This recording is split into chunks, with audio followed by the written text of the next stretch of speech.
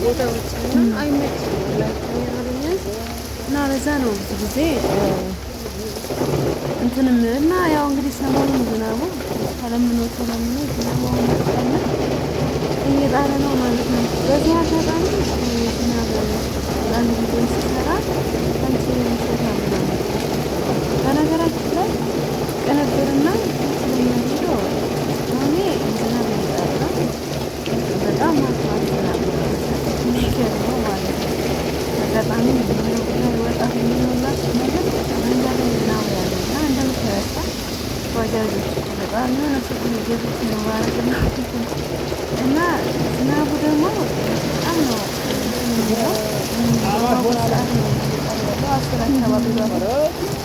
እና እንግዲህ ክረምት ደርሷል ማለት ነው። ዝናቡ በጣም እየጣለ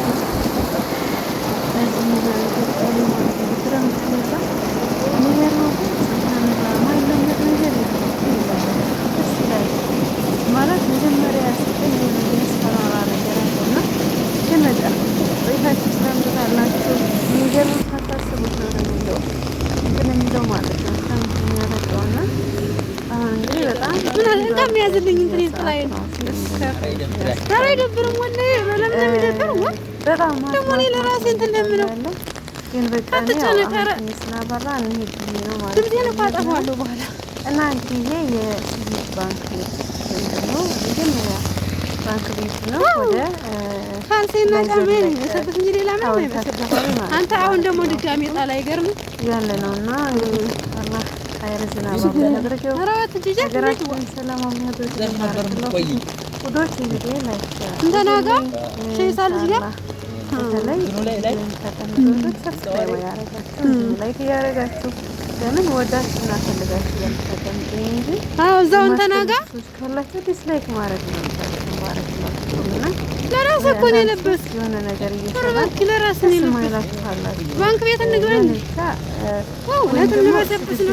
የሆነ ሰው አለ እና ያስቀኛል። እኔ የሆነ ስድብ አንድ ሰው ሲሳደብ ቀጥታ ቤት ነው ፊልም የምገባና ሳየው ወላሂ ግርም ያደርገኛል። እና አንዳንዴ አስተዳደግ ነው እላለሁ፣ አንዳንዴ ደግሞ ይሄ ሚዲያ ባህሪው ነው እንዴ ይላል እና ግርም ያደርጋል። ግን ብሎ ብቻ ተነስተው ይሳደባሉ። እንዲህ ደግሞ ቪዲዮ ስትሰሩ ደግሞ ይሄ ሀገር ሆኖ ምናምን ለምን ሀገራችሁ ትጣላላችሁ? ሀገር አይጠላም ምንም ትሆን እና ታውዬ ናቸው ብሎ አትጣለም። አንዳንድ እናቶች አታበስብሰኝ ከህይወት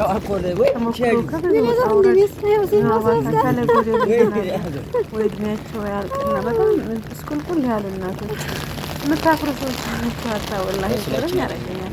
አላህ አይኔ ያ ኢንሻአላህ አላህ ይደርሰው። ወላሂ እናት ሁሉን ቻይ ሁሉን አዋቂ ለልጆቿ የማታረገ ነገር የላት።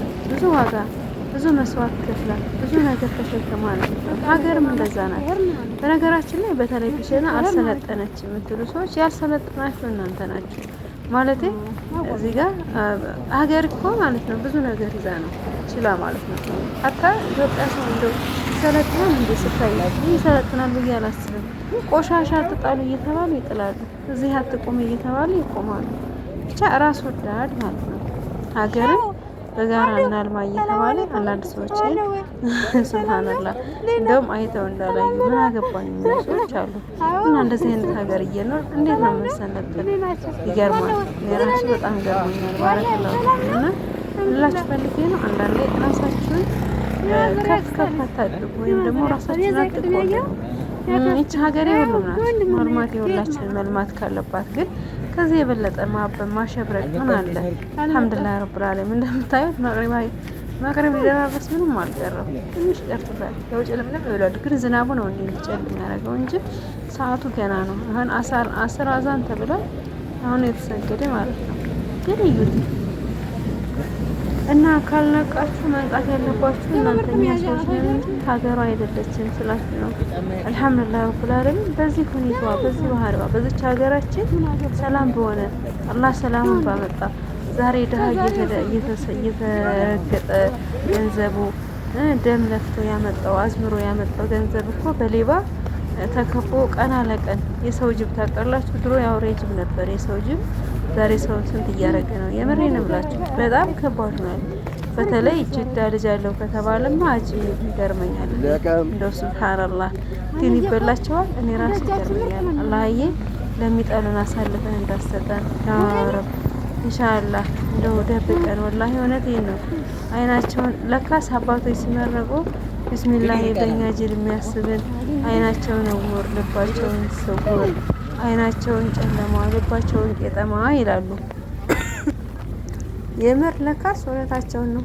እኔ ገረመኝ። ይሄን መርቃን ማቀው ጥሩ ነው ቋንቋውን ማለት ነው። ማለት አይናቸውን እውር ልባቸውን ስውር የሚለው በቃ ቢያውም አታሳየን እንደማለት ነው። ጉልባቸውንም ደግሞ እንዳያስቡ ወይም ወደኛ እንዳያመላክቱ ሱብሃንአላህ። የምር እኔ ተመችቶኛል። ምላችሁ ፈልጌ ነው። በአሁኑ ሰዓት ላይ ይሄ የምታዩት ህዝብ በጣም ፈርቶ ነው የሚኖር ማለት ለሱ ተጀምሮ ነው ያየን። እሱን አጥቶ የገዛ ጎረቤቱ የገዛ ወንድሙ የገዛ ቤተሰብ ሆኗል። ለምን ከሩቅ የለማ ሱብሃንአላህ። እና እዚህ ሀገር ላይ እየኖር ሌላ መቀባጣ ምን ይመጣል? ለማንኛውም ባክላው እኛ ስራችን እንሰራለን። ውሾች መጫወት ትችላላችሁ፣ መብታችሁ ነው። ያው ውሻ በየልብስ ነው ነው አንበሳ ግን ይጓዛል። እና አንቶቼ ኢንሻአላህ ቪዲዮ ላይክ ሼር አድርጉልኝ። ባረከላሁ ፊኩም ኢንሻአላህ ወጥቼ በዚህ አጋጣሚ ጥሩዎችም አላችሁ በጣም ነው የማመሰግነው።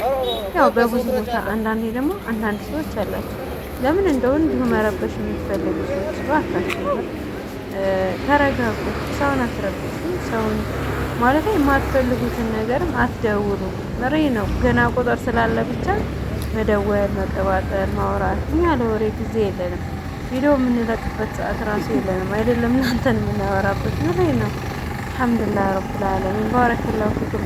በነገራችን ላይ የሆነ ጊዜ አንድ ነገር ብላችሁ ነበር ሰንራይዝ ወይም ደግሞ ፒቸናን ፎቅ ሆኜ የሆነ ቦታ ላይ ካፌ ሆኜ ቪዲዮ ለጥቄ ነበርና አንቺ ውሸታም ፒቸና ላይ እኮ ይሄ ፎቅ የለም ምናምን ያላችሁ ያላችሁ ይሄ ምንድን ነው? ይሄም እንደምታዩት መናኸሪያ ለነደርስ ትንሽ የቀረም ቦታ በጣም ምልክት ያለው ያው እንደምታዩት ያያችሁ ባረከላሁ ፊኩም። ያው ወደዚህ ተፈልልን ነው እኛ መንገዳችን በዚህ ስለሆነ ለማንኛውም ወዶች ኢንሻአላህ ቪዲዮ ላይክ ሼር አድርጉልኝ ኢንሻአላህ።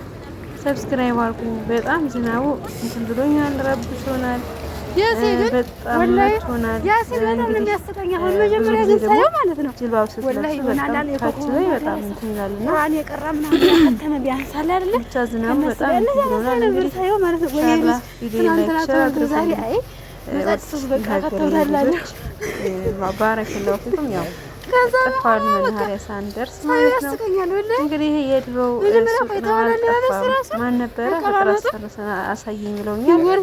አንድ ቀን ደግሞ ቪዲዮ እንሰራለን ኢንሻአላህ።